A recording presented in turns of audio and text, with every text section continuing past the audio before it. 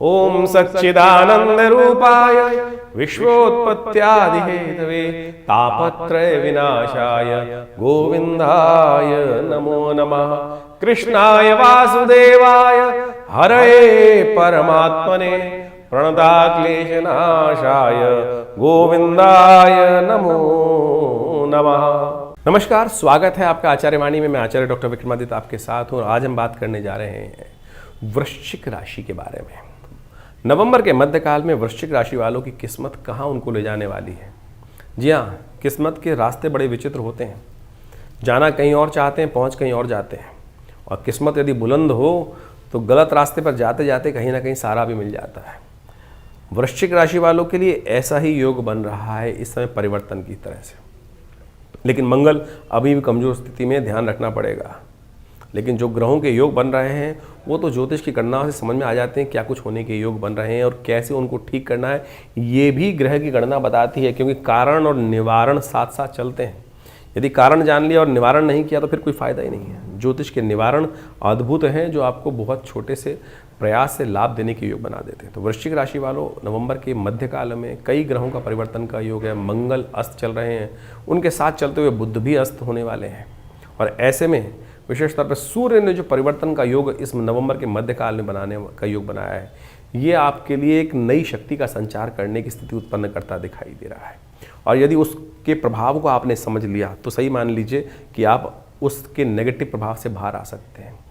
जो शुक्र आपकी राशि में राजयोग बनाने वाले हैं, चंद्रमा और बृहस्पति का योग जो है वो राजयोग बनाने वाला है, वो भी आपके लिए बड़ा लाभदायक सिद्ध हो सकता है। इसलिए इन सब परिवर्तनों को सही रूप में समझकर कौन सा मार्ग आपको अपनाना है उसको यदि आप समझ लें तो फिर वारे न्यारे करने में देर नहीं लगेगी। जी हाँ, ये परिवर्तन आपके लिए शुभ हो सकते हैं। बहुत सारे परिवर्तन जो हैं, क्या कुछ बचना है, कहाँ से कौन सा रक्षा कवच आपको लाभ देगा, ये सारी बातें हम आपको बताते हैं। सबसे पहले बात कर लेते हैं 11 तारीख, 11 नवंबर के दिन विशेष तौर पर वृश्चिक राशि वालों के लिए क्या योग बन रहा है जान लीजिए।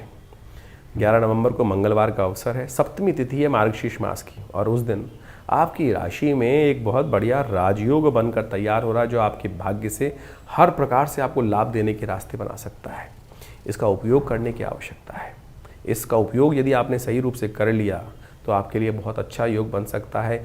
थोड़ी सी हिम्मत चाहिए। मंगल आपको हिम्मत नहीं देने दे रहे हैं और इस वक्त आपकी आकांक्षा बहुत ऊंची है।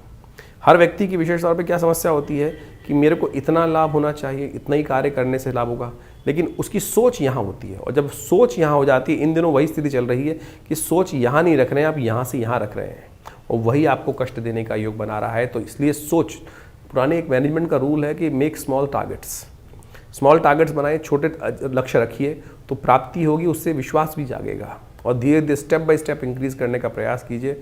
अभी सूर्य जो है नीच के चल रहे हैं, तो स्टेप जो टारगेट है थोड़े छोटे करने का प्रयास कीजिए, महत्वाकांक्षा को कम करने का प्रयास कीजिए, फिर आनंद भी आएगा। भद्रा है, इस दिन ध्यान रखिएगा, जो सुबह 11:30 बजे तक रहेगी, आपको कहीं ना कहीं उसके बाद कार्य नए करने आरंभ करने चाहिए, वो अच्छा रहेगा। मंगल को थोड़ी ताकत दीजिए, मंगल अस्त हो गए हैं, बुध वक्री हो गए हैं, तो इसलिए मंगल को ताकत कैसे देंगे?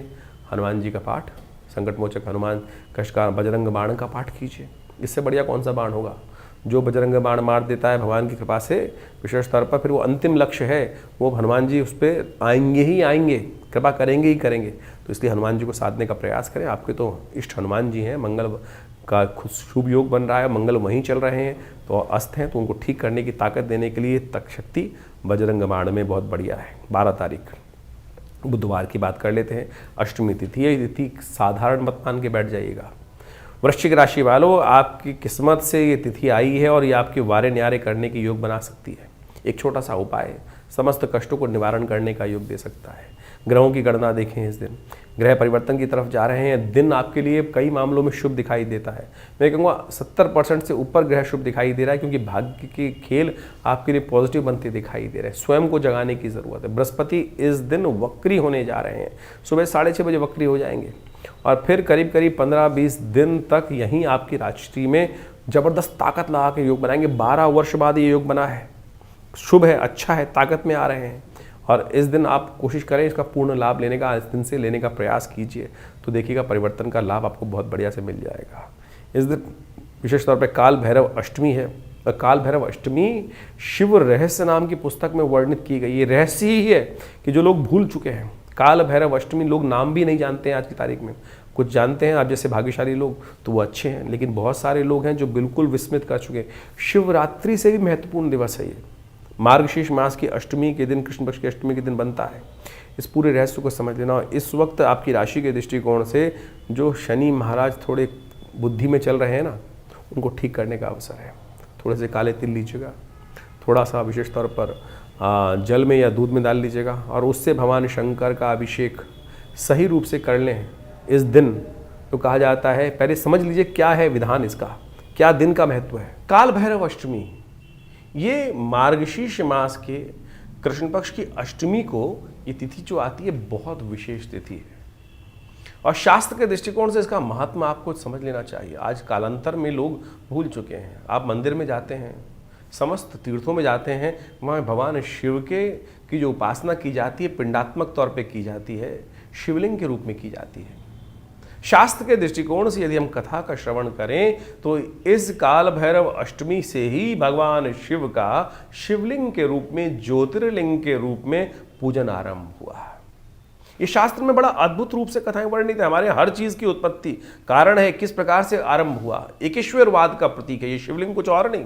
लोगों ने लिंग को पता नहीं कहां से कैसे कैसे इंटरप्रेट करने का प्रयास किया है, हमारी संस्कृति का मजाक उड़ाने का प्रयास किया है। लेकिन आप ये समझें, जो ये शिवलिंग है ये वास्तविक तौर पर चिन्ह के मात्र है।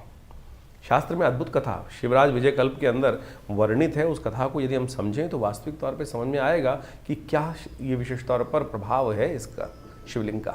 और काल भैरव अष्टमी के दिन से ही शिवलिंग के रूप में आराधना, ज्योतिर्लिंग के रूप में भगवान की सुंदर आराधना करने का, उस पूजन करने का सुंदर विधान शास्त्र में वर्णित आरंभ किया गया है।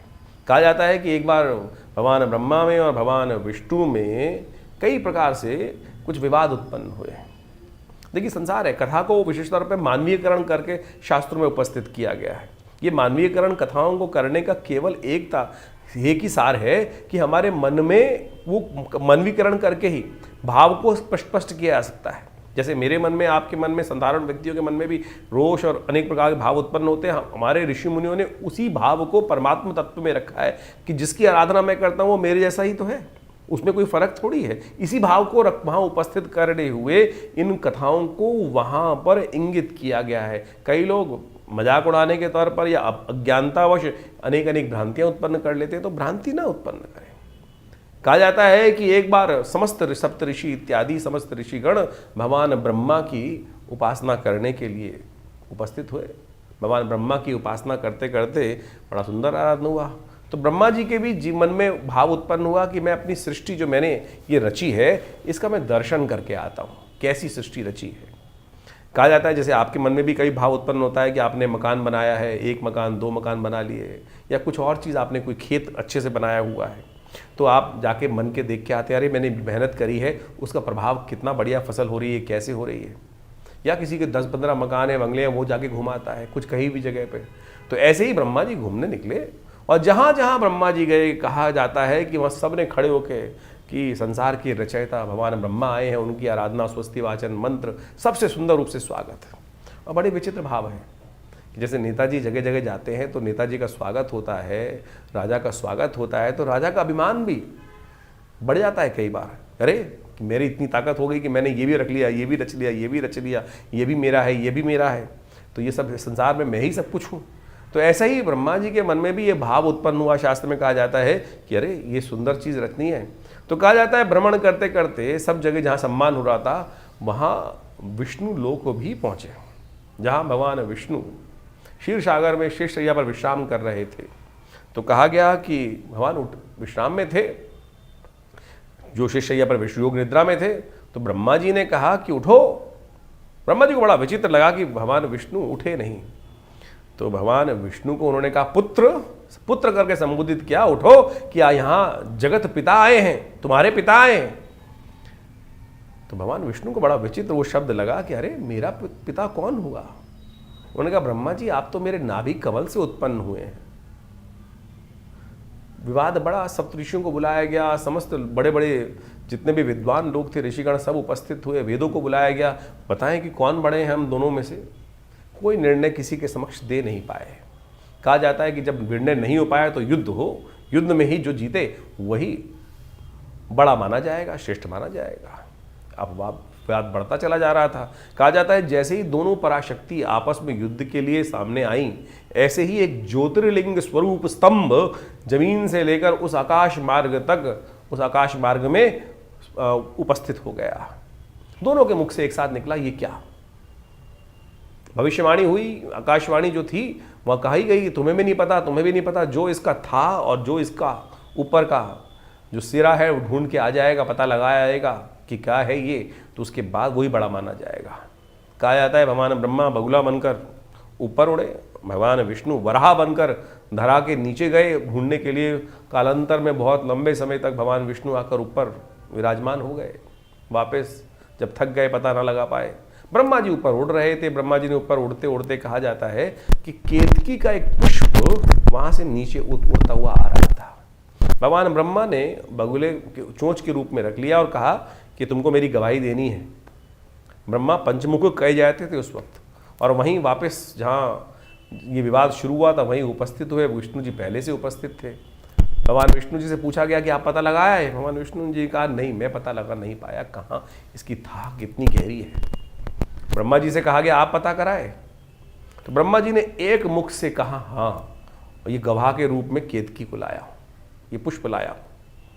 कहा जाता है कि वो ज्योतिर्लिंग फटा, उसमें से भगवान शिव त्रिशूल लेके उपस्थित हुए, और ब्रह्मा का वो जो सिर था, ब्रह्मा जी का एक सिर, पंचमुखी जो ब्रह्म कहे जाते थे, उनका एक सिर छेदन कर दिया गया कि जगत पिता होकर मिथ्या भाषण करते हो।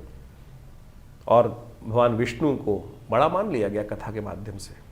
तो ये जो ज्योतिर्लिंग था ये उसी दिन उत्पन्न हुआ, काल भैरव अष्टमी के दिन। जो काल भैरव अष्टमी है, यही ज्योतिर्लिंग जिसमें भगवान शिव त्रिशूल लेके उपस्थित है, शूलपाणी भगवान। तो उस दिन से ज्योतिर्लिंग के स्वरूप में भगवान की उपासना एक ईश्वरवाद के प्रतीक, यानी ईश्वर के आंख नाक मुंह कान, केवल वो ज्योतिर्लिंग स्वरूप, पिंडात्मक स्वरूप भगवान की सुंदर आराधना। आप अनेक अनेक स्थानों पर जाएं, वो पिंड रूप में, समस्त जगहों में पिंड रूप में ही परमात्मा की उपासना की जाती है। आप घर में पंडित जी आते हैं पूजा कराने के लिए, वो ज्योतिर्लिंग के रूप में, वो क्या होता है, गणेश जी को एक पिंड के रूप में स्थापित कर लेते हैं। और जगह आप वैष्णो देवी भी जाएं तो वहाँ भी भगवती का जो वास्तविक स्वरूप 3 पिंडियाँ ही हैं। तो ईश्वर पिंडात्मक तौर पर एक ईश्वरवाद के प्रतीक में रूप में वहाँ उपस्थित किए गए हैं। इस भाव को समझें। कथा तो बहुत लंबी है, कभी आगे समझाएंगे इसको, कि जब ब्रह्मा जी का गर्दन जो एक सिर कटा, उसका क्या हुआ। वो ब्रह्म हत्या के रूप में भगवान शिव के हाथ में चिपट गया था, क्योंकि ये संसार का, सृष्टि का नियम है कि कोई भी अपराध मुक्त नहीं हो सकता। ऐसे ही आपने कुछ कर दिया तो आप परमात्मा हैं, सृष्टि के रचयिता हैं, सर्वशक्तिमान हैं, लेकिन तब भी आपको प्रायश्चित करना पड़ेगा। कहा जाता है उस ब्रह्म हत्या को लेकर संसार भर में भ्रमण किया कि कैसे ये ब्रह्म हत्या प्रायश्चित के तौर पर छूटे। कहा जाता है कपाल मोचन तीर्थ में जाकर भगवान ने जब स्नान किया, तब जाकर वो ब्रह्म हत्या भगवान के हाथ से छूटी। तो यानी शास्त्र में प्रमाणित ये रूप तौर पर विद्यमान है। तो आप इन कथाओं के माध्यम से सत्य को समझने का प्रयास करें। तो ये जो काल भैरव अष्टमी है, इस दिन आनंद भाव से भगवान का सुंदर पूजन करें, रुद्राभिषेक करें, भगवान शिव की आराधना करें, ओम नमः शिवाय का पाठ करें, जो हो सके तो रुद्र सूक्त के द्वारा या विशिष्ट रुद्र अष्टाध्यायी के द्वारा भगवान का अभिषेक करें। तो हमने विवेकानंद योगाश्रम में इस दिन बड़े व्यापक रूप से बड़ा कार्यक्रम रखा है काल भैरव अष्टमी का। काल भैरव जयंती के दिन रुद्राभिषेक रहेगा, भगवान की आराधना रहेगी, ध्यान साधना रहेगी, कथा रहेंगी। तो आप सब भी उस कार्यक्रम में सम्मिलित होने के लिए सादर आमंत्रित हैं। आइए हमारे साथ बैठ के यज्ञ करें, भगवान हमारे साथ बैठकर भगवान का रुद्राभिषेक करें। अपने नाम से भी करा सकते हैं, उसके लिए व्यवस्था आश्रम पे विद्यमान की गई है। तो वृश्चिक राशि वालों, इस काल भैरव अष्टमी के दिन खास तौर पे जो उपाय बताया है, तिल के द्वारा भगवान शंकर का अभिषेक कर लीजिए, कृपा हो जाएगी भगवान की कृपा से। जो शनि महाराज आपकी बुद्धि में कहीं ना कहीं कुछ रास्ता नहीं दे रहे हैं, बुद्धि को बार बार बुझा देते हैं, वो बहुत स्लो कर दिया है, सही मार्ग सही समय पर दिखाई नहीं देता है, उसको ठीक करने का रास्ता मिल जाएगा। और बृहस्पति का वक्री होना आपके लिए बहुत बढ़िया है, चिंता मत कीजिए, और ताकतवर हो जाएंगे। कहीं ना कहीं बड़ा झटका देकर लाभ से गाड़ी से रुकी हुई गाड़ी को तेजी से निकाल देंगे। और आपने देखा होगा कि बृहस्पति ने कहीं ना कहीं आपकी रक्षा करी है। चीज़ें नेगेटिव होते होते आपकी सपोर्ट में कहीं ना कहीं देव कृपा से रास्ते बने होंगे। इसलिए भगवान की कृपा पर धन्यवाद दीजिए, भगवान को गाली मत दीजिए। हर बार कहीं ना कहीं स्थिति ऐसी हो जाती है, वृश्चिक राशि वाले जो हैं वो नेगेटिव बात भूलते नहीं हैं, पॉजिटिव बात भूल जाते हैं। 13 तारीख बृहस्पतिवार का अवसर, 9वीं तिथि विद्यमान है। और वृश्चिक राशि वालों के किस्मत में क्या कुछ खेल होने वाला है वो उनको जान लेना चाहिए। इस दिन ग्रहों ने विशेष तौर पर परिवर्तन कर कर आपकी राशि में योग ऐसा बनाया है कि जितना कदम उतना लाभ निश्चित है। इसलिए इस दिन खाली बैठने की ज़रूरत नहीं है, खाली से बेकार अच्छे। इस बात का ध्यान रखते हुए कार्य करें। आपकी ग्रह गणना यही बता रही है कि जितने काम करोगे उतने रास्ते अवश्य बना लोगे। तो इसलिए कोशिश ये करें, आगे बढ़ने का आपको प्रयास करना चाहिए, बुद्धि से आगे बढ़ने का प्रयास करें। एक पुरानी कहावत है, यदि आगे बढ़ना चाहते हो तो भागो, दौड़ो, कूदते हुए आगे बढ़ो, तब आगे चलोगे। लेकिन चल नहीं पाते हो तो विशेष तौर पर कूद नहीं पा रहे हो तो चलो, चल नहीं पा रहे हो तो विशेष तौर पर रेंगने का प्रयास करो, रेंग भी नहीं पा रहे हो तो ऐसी स्थिति आ गई है कि चल भी में हिलने में भी असमर्थ, तो सोचो, सोचना शुरू करो, पॉजिटिव सोचना शुरू करो। एक दिन आएगा, उठोगे, चलोगे, भागोगे और कूद लगाते हुए भागना शुरू कर दोगे। तो इसलिए नेगेटिव भाव से बाहर निकलने की ज़रूरत है। ग्रह परिवर्तन होंगे अवश्य, इस बात का ध्यान रखते हुए कार्य करोगे तो बहुत अच्छा रहेगा आपकी राशि के दृष्टिकोण से। 14 तारीख शुक्रवार का अवसर, दशमी तिथि विद्यमान है। बुध इस दिन अस्त हो जाएंगे। वृश्चिक राशि वालों को खासतौर पर ध्यान देना चाहिए, आपकी राशि में बैठे हुए बुध जो हैं वो वक्री होने के बाद अब अस्त हो रहे हैं सूर्य के बिल्कुल सन्निकट आने के कारण से। थोड़ा सा भारी है ग्रह, इसको ताकत देने की ज़रूरत पड़ेगी। अगर इसको ताकत नहीं दोगे तो कहीं ना कहीं थोड़ा सा सांसारिक समय में पिछड़ते दिखाई देंगे ग्रह आपके लिए। मंगल भी अस्त चल रहा है, उसी राशि में चलते हुए बुध भी अस्त हो गए हैं और कहीं ना कहीं उन पर जो दृष्टि पड़ रही है ग्रहों की वो थोड़ी सपोर्टिव है, लेकिन वो बहुत जल्दी से वो ग्रह की दृष्टि बदलने वाली है। तो ऐसे में आपको कुछ ताकत चाहिए ग्रह को देने के लिए। थोड़ा सा एक काम करें, गौ पूजन अवश्य किया करें, गाय को हरा पालक अवश्य डालने का प्रयास करें, गाय को गुड़ डालने का प्रयास करें। आपकी राशि के दृष्टिकोण से ये दो उपाय करोगे तो उससे कहीं ना कहीं स्थिति परिवर्तन होगी। भद्रा है, इस दिन 12 बजे से आरंभ होगी, रात तक रहेगी। तो 12 बजे से, दोपहर के 12 बजे से पहले नए कार्यों को पूरा कर लीजिएगा, आरंभ कर लीजिएगा। 12 बजे के बाद मत डालिएगा हाथ। 15 तारीख शनिवार का अवसर, एकादशी विद्यमान है इस दिन और ये एकादशी बेहद खास है। वृश्चिक राशि वालों को समझना चाहिए, उनके कष्टों को दूर करने वाली एकादशी। उस रहस्य को आपको समझाने का हम प्रयास करें। पहले ग्रहों की गणना समझ लें, क्या कुछ कह रही हैं। ये ग्रह की गणना विशेष तौर पर आपकी राशि के दृष्टिकोण से आपको लाभ देने आई है। ये खास तौर पे ग्रहों का योगायोग जो बन रहा है, जो आपके लिए खास तौर पे योग परिवर्तन की तरफ स्थिति गई है, वो एकदम नया परिवर्तन करने की स्थिति बनाने के योग अवश्य बनाती दिखाई दे रही है। शनिवार के दिन एकादशी का योग बन रहा है और यदि इस एकादशी के दिन आपने अपने शनि को सुधारने का प्रयास कर लिया तो सत्य माने बहुत बढ़िया तरीके से आपके रास्ते मिल सकते हैं। जीवन में कष्ट किसके नहीं आते हैं। आमतौर पे हम समझें, शास्त्रों को अध्ययन करेंगे तो हमें समझ में आएगा ऐसा कोई भी व्यक्ति नहीं है कि जिसके जीवन में कष्ट ना आए हो। ये जो उत्पत्ति एकादशी है, शास्त्र के दृष्टिकोण से बताई गई है, जो पड़ती है विशेष तौर पर मार्गशीर्ष मास की कृष्ण पक्ष की एकादशी, जिसको उत्पत्ति एकादशी नाम दिया गया है। क्यों दिया गया, कहीं आपने सोचा? समझें, इसका महात्म समझेंगे ना तो आपको समझेंगे कि आपके जीवन में भी कुछ ऐसी घटना घट रही हैं और हमने उसका उपाय नहीं किया। ये एकादशी का व्रत तो रख लेते हो लेकिन साथ सिद्धांत नहीं जानते हो। इस एकादशी के दिन एक खास उपाय कर लेना, थोड़ा सा तिल लेकर गंगा जल में मिलाकर, थोड़ा सा तुलसी दल लेकर, कपूर कचरी लेकर, थोड़ा से विशेष तौर पर चंदन लेकर शंख के द्वारा भगवान शंकर, भगवान शालिग्राम जी का अभिषेक करके उस चरणामृत को ग्रहण करना और तिल के बने हुए लड्डू ही भगवान को अर्पित करने का प्रयास करना और उन तिलों के लड्डुओं को विशेष तौर पर अपने पास रखकर और करीब करीब जब भी प्रसाद उसको ग्रहण करते रहना। आशीर्वाद से इस दिन का रखा हुआ प्रसाद आपके लिए बहुत कल्याणकारी योग बना सकता है। सूखे हुए तिल भी अर्पित कर लेना, फिर धीरे धीरे नित्य प्रति थोड़ा थोड़ा उसका ग्रहण करते रहना। किसी यज्ञ स्थल में जाकर तिल का दान कर लेना तो आपकी राशि के दृष्टिकोण से जो खराब भाव चल रहा है वो ठीक हो जाएगा। उत्पत्ति एकादशी के रहस्य को पहले समझो। उत्पन्ना एकादशी भी शास्त्र में एक अद्भुत प्रसंग लेकर उपस्थित होती है। भविष्योत्तर जो शास्त्र है वहाँ पर एक दिव्य कथा उपस्थित है कि उत्पन्ना एकादशी का नाम उत्पन्ना एकादशी क्यों पड़ा। कहा जाता है कालांतर में एक मुर नाम का राक्षस था, उसने संसार को भयग्रस्त कर रखा था और पूरा संसार उसे त्राहिमाम था। कहा जाता है कि देवता और ऋषिगण भी त्रस्त थे उसके आतंक से। तो वो सबके सब भगवान शंकर की आराधना में गए और भगवान शंकर ने उनको कहा कि गरुड़ध्वज भगवान का ध्यान करो, उनके पास जाओ, वही इसका कोई रास्ता निकाल सकते हैं। और जब वो समस्त लोग, जितने भी ऋषिगण देवतागण थे, अपनी प्रार्थना को लेकर भगवान विष्णु के समक्ष उपस्थित होते हैं तो कहा जाता है भगवान विष्णु चिंतन कर कर ध्यान करते हैं तो उनके शरीर से एक देवी उपस्थित होती हैं और वही देवी जो हैं वो बड़ा दिव्य रूप भगवान के शरीर से स्वयं उत्पन्न हुई है, मानस से उत्पन्न हुई है, तो कहा जाता बड़ा दिव्य रूप था। और भगवती का नाम भगवान ने कहा कि हमारे शरीर से उत्पन्न हुई हो, तो उत्पन्ना नाम उनका रखा गया। कहा जाता है उन्हीं उत्पन्ना ने, बड़ा मोहित रूप था।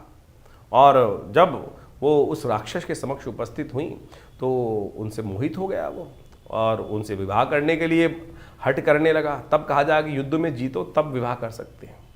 तो जब युद्ध हुआ तो भगवती ने उस मुर नाम के राक्षस का संहार किया। तो उस दिन से ये व्यवस्था आरंभ हुई कि भगवती जो उत्पन्ना नाम से विख्यात हुई संसार के कष्टों को निवारण करने के लिए। हमारे भी जीवन में हमारी आकांक्षाएं, हमारे मनोमस्तिष्क में विचार जो है वो हमारे शत्रु हैं।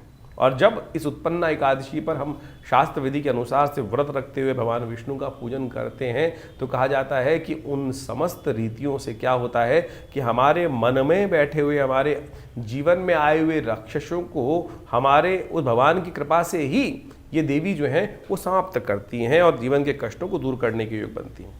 शास्त्र के अनुसार से कहा जाता है कि अनेक अनेक कथाएं उपस्थित हुई और इसी भगवती की उपासना करने से, इस एकादशी के दिन उपासना करने से अनेक प्रकार के लोगों ने अपने कष्ट जीवन से दूर किए। एक महादरिद्र व्यक्ति था जिसका नाम कैटभ प्रदेश के अंदर शास्त्र में कथा आती है कि वो महादरिद्र था, उसका नाम सुदामा था। उसने अपनी पत्नी सहित इन्हीं भगवती की उपासना करी भगवान विष्णु के साथ, और कहा जाता है कि उसके समस्त कष्ट एकादशी का व्रत करने से, इस प्रकार से कष्ट करने से उसके बहुत से जीवन के कष्ट दूर हुए और भगवती कृपा से, भगवान की कृपा से वो संपूर्ण परिवार के साथ पुत्रवान भी हुआ, संतानवान भी हुआ, लक्ष्मीवान भी हुआ और संतुष्ट हुआ। तो आप भी इस सुंदर एकादशी के दिन भगवान विष्णु का सुंदर पूजन करें और समझें कैसे प्रकार से पूजन किया जाता है। शालिग्राम स्वरूप में भगवान का सुंदर पूजन करें। शालिग्राम शिला आपके घर में विद्यमान होगी। जो गंडकी नदी से निकलते हैं भगवान, उनको विशेष तौर पर पहले गंगा जल से स्नान कराएं, फिर पंचामृत से स्नान कराएं और उसके बाद उस पंचामृत को अलग कर कर ओम नमो नारायणाय, यदि आपको श्री सूक्त के पुरुषूक्त के मंत्र याद हैं तो उससे पूजन करें तो बहुत अच्छा रहेगा।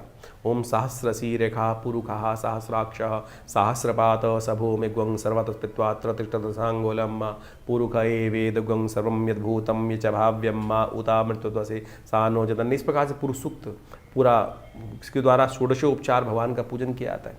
यदि नहीं मंत्र याद है तो ओम नमो नारायणाय, ये इसी मंत्र का उच्चारण करते हुए इसी से भगवान को स्नान कराएं, इसी से भगवान को तुलसी दल अर्पित करें, भगवान का को भोग लगाएं और इसी प्रकार से भगवान का पूजन, और काली पूजन नहीं, दिन भर हो सके जितना ओम नमो नारायणाय इस मंत्र का जप करें। उपवास वास्तविक तौर पे वो हुआ कि जहां तुम वास कर रहे हो वहां से हटो और वहां से अपने आप को उठाओ, तब वास। उपवास दो शब्द हैं, उप और वास। तो जब वास को उठाओ के उस परमात्मा के सानिध्य में रखोगे तब वो उपवास हुआ। केवल भूखा मरना कि ये नहीं खाऊंगा, चावल नहीं खाऊंगा, उस दिन ये नहीं करूंगा, रसोई बंद कर दूंगा, वो उपवास थोड़ी हुआ, तो भूख हड़ताल हुई। तो भूख हड़ताल करना केवल भगवान की से नहीं मिलने वाले। तो आप मान के चले, मैं एक छोटा सा उदाहरण आप समझाता हूँ आपके समक्ष में। आपका बच्चा सुबह से लेकर शाम तक उसने कोई जिद पकड़ रखी हो कि साइकिल दिलवाओ, मोटरसाइकिल दिलवाओ, कार दिलवाओ, तभी खाना खाऊंगा। तो क्या आप मुझे बताओ, आप उसकी इच्छा तो पूरी कर दोगे, लेकिन क्या मन से प्रसन्न होगे? मन से प्रसन्न नहीं होगे ना। मन में ये भाव रहेगा अरे खाना नहीं खा रहा है। ये नहीं है कि पैसा खर्च होगा, मन में ये भाव रहेगा कि अरे खाना नहीं खा रहा है। आपका खून जितना जल रहा होगा, मन जितना त्रास में होगा, तो परमात्मा हम सबका पिता है। केवल हम भूख हड़ताल करके बैठ जाएं और कहें कि भैया मेरी जिद पूरी कर दो, तो ऐसे नहीं जिद पूरी होती है। ऐसा तप, ये तप नहीं है। तब ये इस बात का ध्यान रखें, सात्विकता को अपनाना, सतत्व को अपनाना, सात्विक दिनचर्या करना, परमात्मा का मंत्र का स्मरण करना, स्तवन करना, ध्यान करना, जप करना, ये व्रत हो सकता है। लेकिन भूख हड़ताल केवल करके बैठ जाओ और फिर कहो कि हम तो पता नहीं बरसों से भूख हड़ताल करके व्रत करते हैं, ये व्रत नहीं हुआ, ये तो कुछ और हुआ। तो इस बात का, मंत्र का स्मरण करें, वो सबसे आवश्यक है। तब जाकर परमात्मा कृपा का योग बनता है। तो ये एकादशी, उत्पन्ना एकादशी, समस्त मनोरथों को सिद्ध करने वाली एकादशी है। तो इसको जो शास्त्र में विधान है हमने छोटे रूप में आपके समक्ष उपस्थित किया है। इस उत्पन्ना एकादशी के दिन सुंदर रूप से जो भी भगवान की सुंदर आराधना कर कर भगवान का पूजन करते हैं, चरणामृत ग्रहण करते हैं, तो उनके समस्त मनोरथ सिद्ध होने के योग बन जाते हैं। वृश्चिक राशि वालों के लिए 16 तारीख का ग्रहों का योग क्या है जान लीजिए। रविवार का दिन है, संक्रांति हो रही है इस दिन। ये बहुत विशेष योग है आपकी राशि के दृष्टिकोण से। वृश्चिक राशि की में जिस प्रकार से सूर्य पदार्पण करने जा रहे हैं, ये महत्वपूर्ण परिवर्तन का योग आपके लिए बना रहे हैं। नई शक्ति का, मंगल के अस्त होते हुए भी, बुध के अस्त हुए भी, सूर्य ने जिन्होंने अस्त किया है, लेकिन वो आपके लिए एक नया ऊर्जा लेकर आते दिखाई दे रहे हैं। रविवार के दिन हृदय नाम का योग बनता है जब संक्रांति होती है। कहते हैं इस योग में जो उपाय कर लिए जाएं वो विशेष तौर पर सहस्त्र गुना अधिक लाभ देने के योग बना देते हैं। तो वृश्चिक राशि वालों के लिए सूर्य 1 महीने के लिए जो पदार्पण कर रहे हैं, जिनके कारण से अब मंगल अस्त भी हो गए हैं, बुध भी अस्त हो गए हैं, और ये जो योग बना है ये कहीं ना कहीं सूर्य आपके लिए एक जीवनी शक्ति का संचार करने के योग बनाते दिखाई दे रहे हैं। आपकी राशि के दृष्टिकोण से इस वक्त 1 महीने तक आपके लिए ऐसा योग बनने वाला है जो बृहस्पति पूरी तरह सपोर्ट में बैठे हैं। शुक्र वहां आपकी राशि में राजयोग बनाकर रास्ता देने की स्थिति उत्पन्न कर रहे हैं आपकी राशि के दृष्टिकोण से। उनके महत्व को ये सही समझ लिया तो बहुत परिवर्तन का राह बन सकता है। इस वक्त आपकी राशि में एक ही बात निकलती है, परोपकार। जितना परोपकार, सेवा का भाव आप अपने मन में रखेंगे, मन को सरल रखेंगे, उतना आपके लिए लाभ का योग आपकी राशि के अनुसार से बनता दिखाई देगा। और जितने आप रूढ़वादी रहेंगे, बिल्कुल लोगों की सेवा करने से विमुख रखेंगे, उतने कष्ट के योग बन सकते हैं। थोड़ी सूर्य को ताकत देने की ज़रूरत है। सूर्य निर्बल थे, कमज़ोर स्थिति में थे, बड़ी ज़्यादा आपकी सोच ऊंची थी, इम्प्रैक्टिकल काम हो रहे थे। अब प्रैक्टिकलिटी के साथ काम करने का समय आ गया है। वो आपके लिए सूर्य बहुत महत्वपूर्ण योग बनाते दिखाई दे रहे हैं। आप भी थोड़े से प्रैक्टिकल होकर जनसेवा के माध्यम से काम करने का प्रयास करें। थोड़ा आप सूर्य को ताकत देने का प्रयास करें। थोड़ा सूर्य के सानिध्य में बैठा कीजिए। सूर्य जब उदय हो रहे हैं तो उनके समक्ष जाकर थोड़ा ध्यान करने का प्रयास करें। आंख बंद कर उस अरुणिमा, जो अरुणमय स्थान होता है ना, जो थोड़ा जो सूर्य उदय होते जो प्रकाश की नहीं होती, थोड़ी देर उसमें बैठिए। ओम घणी सूर्य आदित्याय नमः उस मंत्र का जप कीजिए। और ये धीरे धीरे आपके अंदर एक नया, जैसे सूर्य आपकी राशि में पहले पदार्पण कर रहे हैं और 1 महीने तक देखिएगा धीरे धीरे आपके उस जो थोड़ा सा परेशानी है, मानसिक तौर पे एंजाइटी रही पिछले काफ़ी दिनों से, उसको ठीक करने का रास्ता बना सकते हैं। बुद्धि को भी ठीक करने का रास्ता बना देंगे। सूर्य प्रत्यक्ष गुरु हैं, वास्तविक तौर पर ध्यान रखते हुए कार्य करना चाहिए। और ये आपकी राशि के दृष्टिकोण से बड़ा महत्वपूर्ण योग आपकी राशि में बनाते दिखाई देंगे। तो इसका लाभ कोशिश करें, लेते हुए कार्य करने का प्रयास करें। आपके लिए बहुत अच्छे सूर्य परिवर्तन के योग बनाते हैं। सूर्य कुछ खास उपाय हैं, उनको करना चाहिए सूर्य के निमित्त, खासतौर पर क्योंकि रविवार के दिन सूर्य परिवर्तन की तरफ जा रहे हैं। तो इस दिन विशेष तौर पर गायत्री का यज्ञ करें, वो आपके लिए बहुत ज़रूरी है। कहा जाता है कि इस दिन का गायत्री का जब सहस्त्र गुना अधिक लाभ आपकी राशि के दृष्टिकोण से देगा। हो सके तो भगवान सूर्य को एक पूरा पीला पुष्प डालकर और थोड़ा सा मीठा गुड़ डालकर भगवान को तांबे के लोटे से अवश्य जल देने का प्रयास करना चाहिए। जिस समय सूर्य आपके लिए कमज़ोर स्थिति में चल रहे हैं, मंगल कमज़ोर स्थिति में जो विशेष तौर पर परिवर्तन के आए हैं उनके कारण से मंगल कमज़ोर हो गए हैं। यदि ये गुड़ डालकर सूर्य को जल देंगे तो सत्य माने आपकी राशि के दृष्टिकोण से महत्वपूर्ण परिवर्तन का योग अवश्य सूर्य बनाकर आपके समक्ष उपस्थित कर देंगे। सूर्य के और भी बहुत सारे उपाय हैं जो शास्त्र में वर्णित हैं, उनको समझ कर करने का प्रयास कीजिए, कल्याण होगा। ये वृश्चिक संक्रांति, वृश्चिक राशि में सूर्य जब जाते हैं तो मंगल की राशि में सूर्य स्थापित हो जाते हैं और ये पूरा अद्भुत योग बनता है। संक्रांति का पुण्य देखिए, सूर्य जो है ना, एक बात समझ लीजिए, ये प्रत्यक्ष देवता है। हमारे यहाँ भगवान सूर्य को सूर्य नारायण के रूप में ही उपस्थित किया गया है। भगवान साक्षात समस्त मनोरथों को सिद्ध करने वाले हैं और इनकी अद्भुत जीवनी शक्ति को संसार चलता ही सूर्य के कारण से। सूर्य ना हो तो संसार में जीवन की परिकल्पना करना ही असंभव हो ही नहीं सकता। इसीलिए शास्त्रों में कहा गया है कि भगवान सूर्य को प्रत्यक्ष रूप से दर्शन देते ही हैं वो नित्यपति, और उनको हम अपने लिए जो जल चढ़ाते हैं ना, वो अपने लिए चढ़ाते हैं।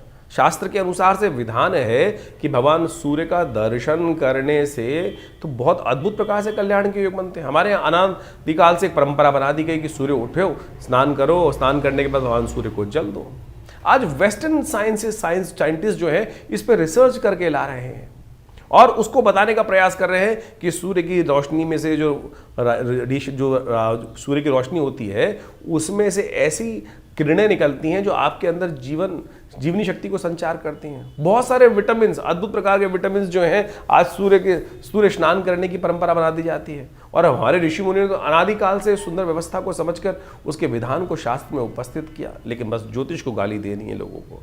ज्योतिष के में जो कार्य किया जाता है, सनातन पद्धति में जो कार्य किए जाते हैं वो गलत है, लेकिन बाहर विदेश में जाकर लोग नंगे होकर कपड़े उतार कर सनबास्किंग कर लें वो उनको साइंटिफिक लगता है। लेकिन भारतीय संस्कृति में ऋषि मुनि ने कहा कि सुबह उठकर भगवान सूर्य की रोशनी में घूमो, उनका दर्शन करो, उनके तेज को ग्रहण करने का प्रयास करो, वो गलत हो गया। ज्योतिष ने तो एक एक चीज़ को, भारतीय संस्कृति के विज्ञानों ने तो एक एक चीज़ को बहुत वृहत चीज़ तरीके से समझा और उसको परिष्कृत किया।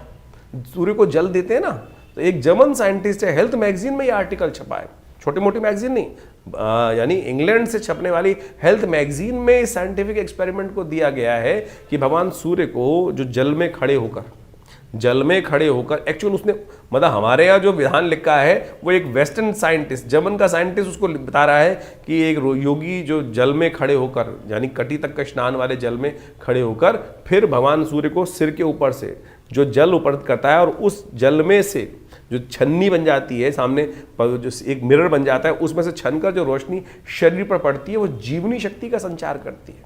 तो सोचें, इस विज्ञान को हम लोग मानने को तैयार नहीं है, लेकिन वेस्ट की तरफ से बहुत सारे लोग कह रहे हैं, और हमारे यहाँ के कम्युनिस्ट, हमारे यहाँ के धर्म विरोधी लोग जो हैं वो आपके मन में बाल्यकाल से ही ऐसी ऐसी कथाओं को उपस्थित कर देते हैं कि जो आपके मनोमस्तिष्क में बचपन से तह लगाकर इस बात को कर देते हैं कि जो हमारे ऋषि मुनि ने बताया है वो गलत है। तो ये जो वृश्चिक संक्रांति होने जा रही है, सूर्य वृश्चिक राशि में प्रवेश कर रहे हैं, उसका आपने महत्व तो समझ ही लिया आपकी राशि के दृष्टिकोण से, लेकिन उस दिन दान पुण्य का भी बहुत महत्व है।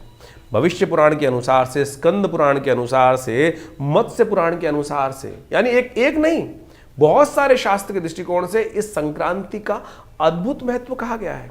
कहा जाता है कि वृश्चिक संक्रांति के दिन व्रत करना चाहिए, और व्रत का सुंदर रूप से पूजन करने के बाद जब व्रत तोड़ें तो कहा जाता है कि उस मास में व्रत तोड़ते वक्त तुलसी दल का सेवन करना चाहिए। तुलसी दल का सेवन करके 3 पत्ते तुलसी के लेकर उसका भक्षण कर फिर पहले उसको करने के बाद फिर व्रत तोड़ना चाहिए।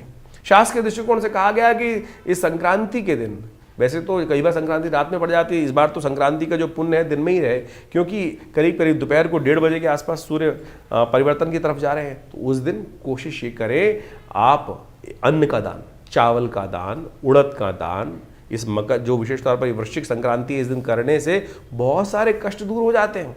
और कहा जाता है कि किसी तीर्थ में जाकर संक्रांति के दिन जो व्यक्ति कोई दान करता है तो उसका साधारण दान से जाता सहस्त्र गुना अधिक फल प्राप्त होने के योग बन जाते हैं। इस दिन शास्त्र के अनुसार से गुड़ का दान करना भी बड़ा श्रेष्ठ माना जाता है। तांबे के पात्र के अंदर, तांबे के लोटे में जिसमें छेद ना हो, उसमें अन्न सतनाजा भरकर या गेहूं चावल इत्यादि भरकर अपनी श्रद्धा के अनुसार से आपको अवश्य दान करने का प्रयास करना चाहिए। और कहा जाता है कि संपूर्ण रूप से इस पूरे महीने में भगवान का जल अवश्य दे, भगवान सूर्य को अर्घ अवश्य दे, क्योंकि कारण क्या है, सर्दियां आरंभ हो जाती हैं। जब वृश्चिक संक्रांति सर्दियां आरंभ हो जाती हैं, और सर्दियों में क्या होता है, लोग कपड़े पहनते हैं, नहाते। पहले जमाने में तो बहुत सारे लोग, आज भी गाँव के अंदर जाओ, बहुत सारे, मैं कह रहा हूँ शहर के अंदर जाके देखो तो बहुत सारे लोग स्नान करते हैं। आज नहीं, रात को मैंने तो ऐसे लोग देखे, कुछ जो इंडस्ट्रियलिस्ट बड़े बड़े लोग, पैसे वाले लोग हैं, दिन भर स्नान ही नहीं कर रहे हैं।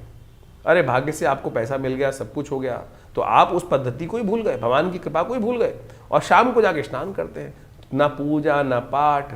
और कई बार मेरे पास भी आते हैं इस प्रकार के लोग, बोले पंडित जी हमारे लिए करा दीजिए। क्या कराएं, किसके लिए, क्या होगा इस करने से, क्या कुछ लाभ प्राप्त होगा? ऐसे व्यक्ति के लिए तो केवल धन खर्च करने का माध्यम हो गया, उसको कुछ नहीं मिलने वाला इस प्रकार के क्रियाकलापों करने से, कि खुद वो नहा भी नहीं रहे, भगवान का नाम भी नहीं ले रहे, सुबह नहाते नहीं, दोपहर के बाद शाम को जाके स्नान करने की बात सोचते हैं। क्या पूजा, क्या पाठ? तो आप श्रद्धा के साथ विश्वास करते हुए पद्धति को अपनाइए। तो कहा जाता है कि इस दिन, जो संक्रांति के दिन, जूते का, छाते का, चप्पल का, और साथ साथ वस्त्रों का, सूती वस्त्रों का दान, ऊनी वस्त्रों का दान, अन्न का दान, कलश भरे हुए जो कलश, जो तांबे के कलश हैं, उनको अन्न से भरकर दान करने से बहुत जीवन में सहस्त्र गुना अधिक लाभ प्राप्ति के योग बन जाते हैं। तो सूर्य का प्रभाव आपकी राशि के दृष्टिकोण से जो भी हो रहा है उसको आपने समझा, और उसके अनुसार से जो ये उपाय वर्णित हैं यानी करें, तो भगवान आदित्य हृदय स्तोत्र का, भगवान सूर्य का आदित्य हृदय स्तोत्र, जिसको अगस्त मुनि ने स्वयं विजय के लिए, रावण पर विजय प्राप्त करने के लिए भगवान को प्रदत्त किया था, उसका जप। यदि वो नहीं हो रहा है तो एक मंत्र बता देते हैं, ओम घृणी सूर्य आदित्याय नमः, ओम घृणी सूर्य आदित्याय नमः, इस मंत्र का जप करें। और उनका एक बीज मंत्र है, ओम ह्रांग ह्रीं रौंग से सूर्याय नमः, भास्कराय नमः, दिवाकराय नमः। तो इस प्रकार से जो भी मंत्र आपको याद हो उसको कर सकते हैं। नहीं तो गायत्री मंत्र मानसिक तौर पर स्तवन करते हुए भगवान सूर्य को अर्घ अवश्य दें। ये छोटे से प्रयोग हैं, इनको नित्यपति करें। और हो सके तो इस पूरे महीने आपकी राशि के दृष्टिकोण सबसे श्रेष्ठ रहेगा कि वृश्चिक के अंदर गुड़ का दान अवश्य करने का प्रयास करें। एक ढीली गुड़ लेकर अरे गौशाला में दे दो, गरीब ब्राह्मण को दे दो, मंदिर में रखाओ, बहुत तरीके हैं। तो ये करिए, आपके कष्ट दूर होने के अद्भुत योग बनेंगे। तिल की ओट पहाड़ है, कोई बहुत बड़ा क्रियाकलाप करने की जरूरत नहीं है, छोटे से विधान को करिए, ठीक होगा, आपकी समस्याएं ठीक होने के योग बन जाएंगे। तो वृश्चिक राशि वालों, 17 तारीख का दिन क्या कुछ बता रहा है आपकी राशि के दृष्टिकोण से वो भी समझ लीजिए। 17 नवंबर का दिन बहुत महत्वपूर्ण दिवस है। साल में 1-2 बार ही बनता है ऐसा योग, और मार्गशीर्ष के महीने में बन रहा है तो वो बहुत ही महत्वपूर्ण है।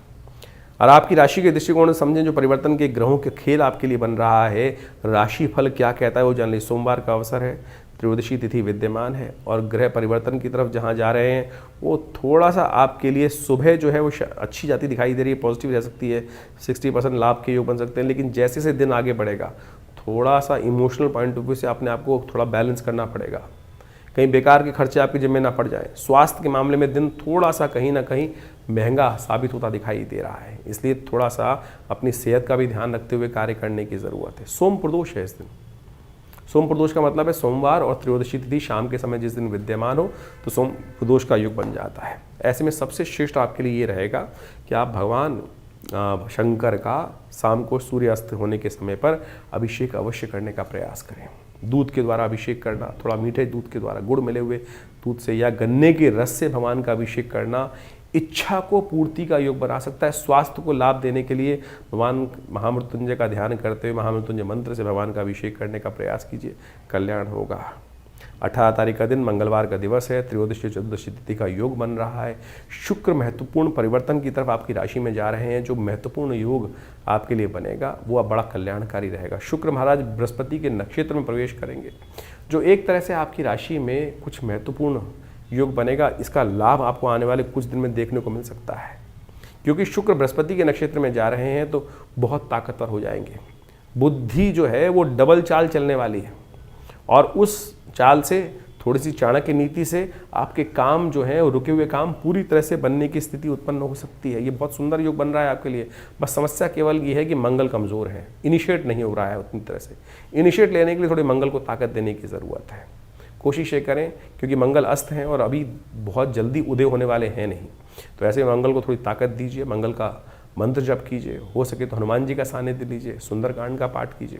हमने विवेकानंद योगाश्रम में, क्योंकि मंगल 6 महीने तक अस्त चलने वाले हैं आगे, तो हर मंगलवार पर सुंदरकांड का पाठ रखा है, हनुमान जी का यज्ञ रखा है, और विशेष तौर पर हनुमान जी का सुंदर यज्ञ के साथ साथ सवा मणि का भोग भी रखा है। ये बिल्कुल फ्री है। बहुत सारे लोग आप आएँ, विवेकानंद योगाश्रम दिल्ली में लक्ष्मी नगर जमुना पार्क क्षेत्र में स्थित है। मनोकामना सिद्धि हनुमान जी की मूर्ति है, जो उनके सानिध्य में बैठकर उनको चूल्हा चढ़ाते हैं। हमने देखा है उनकी मनोकामना सिद्ध, चाहे जीवन में सांसारिक कष्ट हों या आध्यात्मिक कष्ट हों, हनुमान जी की कृपा से आचार्य श्री केशव देव जी के सानिध्य में सिद्ध मूर्ति, जिनको सबसे पहली सिद्धि हनुमान जी की ही थी, उन्होंने अपनी जीवनी में जो चमत्कारिक बात लिखी है उससे चमत्कारिक सिद्धि का जो बात है बिल्कुल सिद्ध होती है। तो आप कोशिश ये करें उनके सानिध्य में हर मंगलवार पर सुंदरकांड का पाठ शाम को 6 बजे से लेकर रात्रि में 10 बजे तक ये कार्यक्रम चलता है, भंडारा होता है। आप देखिए, आपकी मनोकामना सिद्धि, कष्ट, यदि कोई कार्य रुके पड़े हैं तो उनके सानिध्य में बैठकर यदि यहाँ भजन करेंगे, हनुमान जी का सानिध्य लेंगे तो अद्भुत कृपा के योग बनेंगे। ये इसलिए विशेष तौर पर ये कार्यक्रम रखा गया है जो 6 महीने तक चलेगा। ये मंगल जब तक अस्त है, इनका सानिध्य लीजिए, कृपा होगी, भगवत की कृपा से कष्ट दूर होने के योग बनेंगे। 19 तारीख बुधवार का अवसर, चतुर्दशी तिथि विद्यमान है, और इस दिन मंगल बुध के नक्षत्र में जाकर थोड़ी सी ताकत गेन करने के योग बनाते दिखाई दे रहे हैं। आपकी राशि में चलते हुए मंगल, बुध भी वहीं चलते हुए सूर्य के साथ चंद्रमा की युति भी बहुत जल्दी होने वाली है। ये विशेष तौर पर थोड़ा सा ग्रह की पावर को इम्प्रूव करने के योग अवश्य बनाने को तैयार बैठी है, लेकिन थोड़ा ध्यान ये रखना पड़ेगा कि विशेष तौर पर अपने मनोमस्तिष्क को, विचारों को पॉजिटिव रखने की ज़रूरत है। जब मंगल अस्त होते हैं ना तो कई बार क्या होता है, डिप्रेशन के व्यक्ति शिकार हो जाते हैं, और चंद्रमा भी वहाँ पे आने के साथ साथ मन थोड़ा सा कहीं ना कहीं भयग्रसित हो सकता है। ऐसे में आवश्यकता है कृपा की। अपने पितरों के निमित्त अवश्य कुछ तर्पण इत्यादि करना चाहिए। कहीं ना कहीं जीवन में कष्ट होता है और ये वहीं कष्ट देने की अभिव्यक्ति ग्रहों के द्वारा समझ में आती है।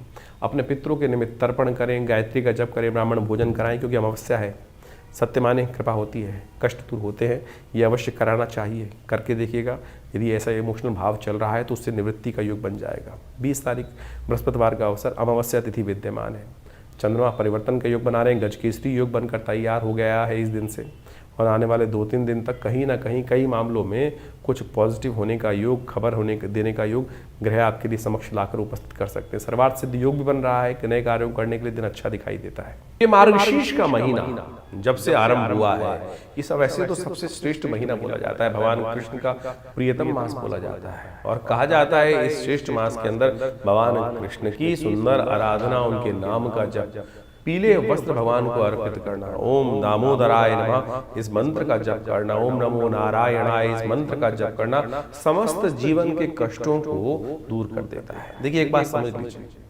हम विज्ञान, ज्योतिष विज्ञान के माध्यम से विभिन्न प्रकार के उपाय करने का प्रयास करते हैं और अनेक चीजों को जानने का प्रयास करते हैं। ये कैसा होगा, वो कैसा होगा, ऐसा होगा या वैसा होगा, या अनेक गणनाओं के माध्यम से करते हैं, और निदान उपाय भी बहुत सारे जानने का प्रयास करते हैं। बहुत अलग अलग प्रकार के उपाय बताए जाते हैं।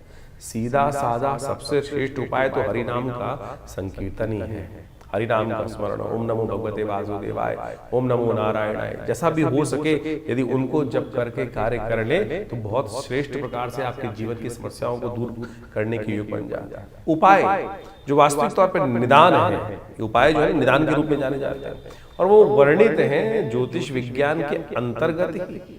पुराण इत्यादि जो वास्तविक तौर पे कथाओं के माध्यम से हमारे शास्त्रों में विद्यमान किए गए हैं, ये सारे के सारे उन कथाओं को केवल कथा ना समझें, ये वास्तविक तौर पे वो टेस्टिमनीज हैं, वो टेस्टिमनीज है कि जिसके जीवन में ऐसा कष्ट आया और उन्होंने क्या किया, किस प्रकार से कौन सा व्रत किया, कौन सा मंत्र का जप किया, जो शास्त्र में पुराणों में वर्णित कथा के माध्यम से कर दिया गया, और उस व्यक्ति ने उस फला मंत्र को, फला व्रत को करने से अपने जीवन के कष्ट दूर किए, तो एक टेस्टिमनी होगी।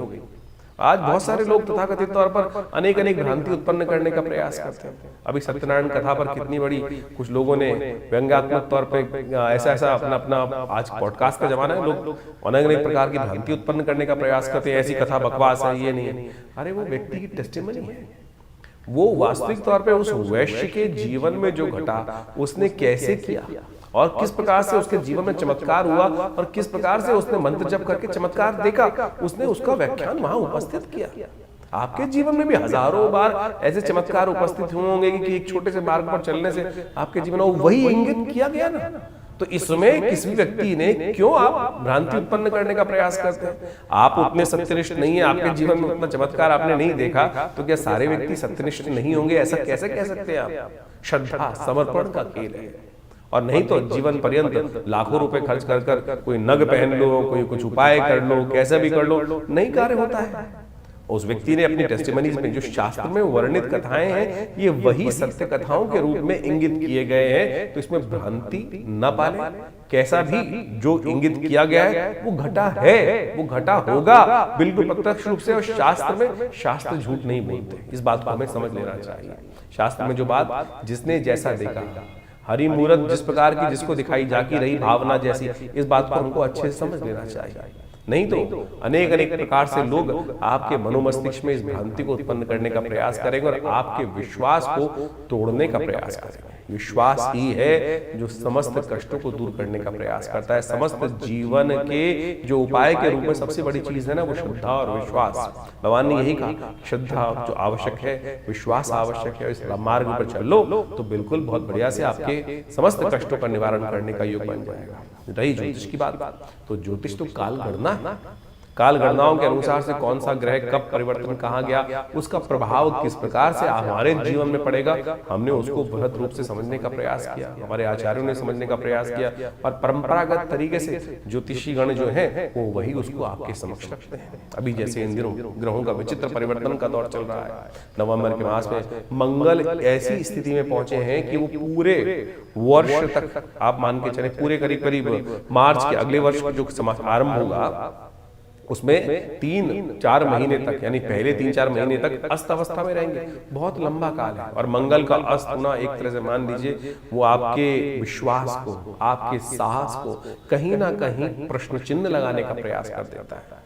तो सीधी तरह से उसको उपाय जो शास्त्र में वर्णित है, जो हमने आपको बताया है, वो आप अवश्य करने का प्रयास कीजिए। इस नवंबर के मास में तो विभिन्न ग्रह परिवर्तन का योग बना रहे हैं। शनि महाराज उदय होने जा रहे हैं, बृहस्पति वक्र अवस्था में चले जाने वाले हैं अब, क्योंकि जो उच्च के हुए हैं वो कुछ दिन के लिए हुए थे, सिर्फ टेलर दिखाने आए थे। तो ये वक्र बृहस्पति का जो योग बन रहा है, उसका प्रभाव आपके जीवन में आपकी राशि के अनुसार से आपने अभी समझा, तो उसको सही समझ के जिसके लिए अच्छा जिस प्रकार का योग बन रहा है या खराब योग बन रहा है, उसको उस प्रकार से उसका उपाय जो शास्त्र में वर्णित है, ज्योतिषविद जो बताते हैं, उसके अनुसार से अवश्य कर लेना चाहिए। नहीं तो क्या होता है कि लोग, बारिश तो हो रही है, जो पिताजी ने कहा छाता लेके चला जा, तो क्या होगा, छाता लेके जाएगा तो बारिश पड़ने से भीग जाएगा, सिर पे बारिश नहीं पड़ेगी सीधी। कुछ है कि जो बोले हम नहीं मानते, भीगने से क्या हो जाएगा, तो शाम को पता चल जाएगा भीगने से क्या हुआ, जुकाम करे हो जाएगा, छींक आनी शुरू हो जाएंगी, ज्यादा खराब हुआ तो बुखार हो जाएगा और कोई इन्फेक्शन हो जाएगा।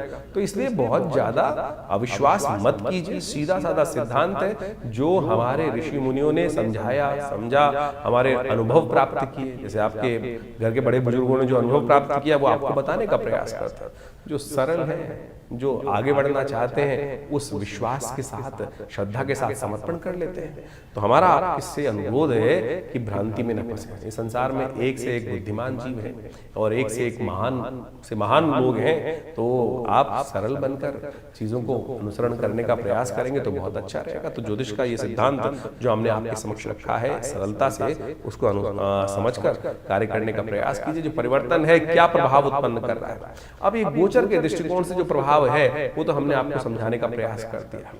कई बार लोग प्रश्न लिख के भेजते हैं कि ये तो हमारे पर घट ही नहीं रहा है।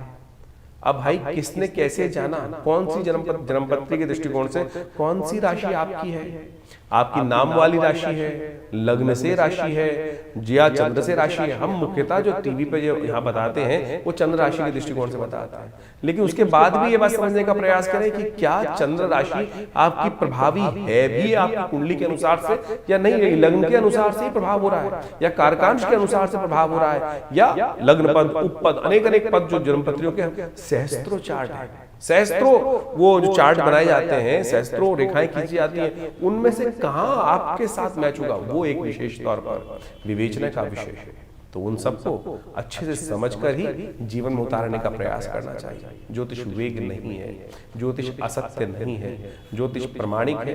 काल गणनाओं को आज हम वैज्ञानिक, जो मॉडर्न वैज्ञानिक है, उनसे भी परिष्कृत तौर पर अपने पंचांगों को, अपनी गणनाओं को प्रत्यक्ष रूप से विश्व के समक्ष लाकर दिखाते हैं, दिखाया गया है। तो इसमें कोई भ्रांति न उत्पन्न करने का प्रयास करें।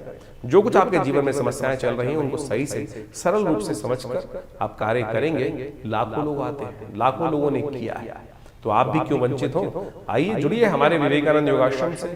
यहाँ नित्य प्रति हर रोज बहुत सारे विभिन्न कार्यक्रम संस्था के माध्यम से चलाए जा रहे हैं। नित्य प्रति 8 घंटे यज्ञ चलता है। भगवती के एक श्री विग्रह, चमत्कारिक श्री विग्रह विद्यमान है, जो करीब करीब आज आज़ादी के टाइम पर, पार्टीशन के टाइम पर भारत में पहुंचा, और उनका दर्शन कर लेने मात्र से भगवती के समस्त कष्टों के दूर होने के अद्भुत योग बन जाते हैं। तो आप आइए और वहां भगवती का दर्शन सुंदर रूप से करने का प्रयास कीजिए। हर रविवार को यज्ञ में सामूहिक तौर पर सब आ सकते हैं। और जब तक ये मंगल अस्त चल रहे हैं, हमने विचार रखा है कि हर मंगलवार पे सुंदर कांड की सुंदर व्यवस्था रहेगी। आप भी अपने नाम से अपने कष्टों को दूर करने के लिए व्यवस्था कर आश्रम में संपर्क साध कर उस यज्ञ में सम्मिलित हो सकते हैं। उसके लिए पूर्ण व्यवस्थाएं हैं। फोन नंबर्स आपके सामने स्क्रीन पे चल रहे हैं, उन पे जान सकते हैं। और हमने ऐसा देखा है कि मनोकामना सिद्धि मंदिर जो आश्रम पे विद्यमान है, भगवती का श्री विग्रह विद्यमान है, हनुमान जी का चमत्कारिक श्री विग्रह विद्यमान है।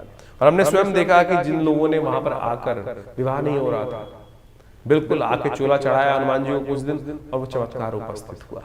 ऐसी टेस्टिमनीज हमारे पास अवेलेबल हैं कि आप समझो कि बिल्कुल शादी होने का योग नहीं था, लड़की आई, उसने 2 मंगलवार हनुमान जी को चोला चढ़ाया था और तीसरे मंगलवार से पहले हमको बताया उसने आके कि हमारा रिश्ता पक्का होने के योग बन गए। तो ऐसे एक नहीं, लाखों एग्जाम्पल्स हैं कि जो चमत्कारिक स्थिति घरों में परिवर्तन होने का योग बना है। तो इसलिए विश्वास रखिए, परिवर्तन होता है। आपका दृढ़ संकल्प, दृढ़ विश्वास चाहिए, चमत्कार की कमी नहीं।